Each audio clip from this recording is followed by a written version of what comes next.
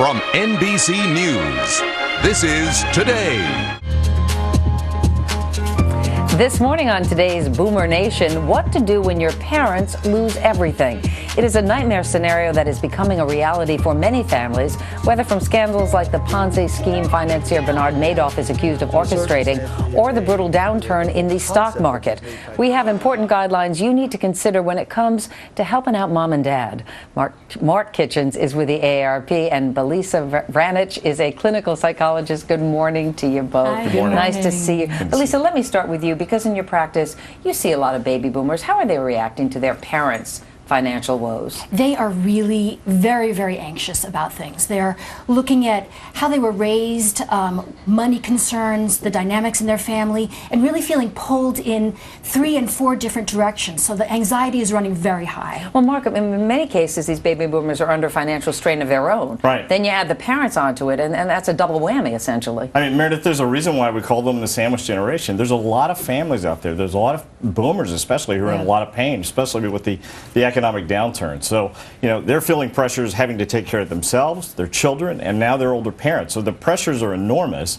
And one of the things that you have to do when you consider how you can help out is take stock of your own situation and be upfront with your parents about what you can actually do to help them. Don't lie to them. Don't promise more than you can deliver. Exactly. That is just one tip. Right. Tip number 1, even before you get to that point, though, Belisa, you say you really need to take it slow and make sure that you vent. What do you mean by vent? People really underestimate how important it is to have an emotional discharge, an adult tantrum, or maybe just talk to their friends a lot about the frustration before they make a decision that's one that may be mathematical, that's practical. So if you have that discharge first and vent, you'll be better at making that decision afterwards. Okay, it's important to vent first, then tell your parents what you really are capable of doing to help them. And you also say, Belisa, reach out to other siblings for help. Maybe you haven't connected over the years, but now is the time to get back together. Exactly, Meredith. What happens is that a lot of people have a knee-jerk reaction and just try to take on all the responsibility themselves.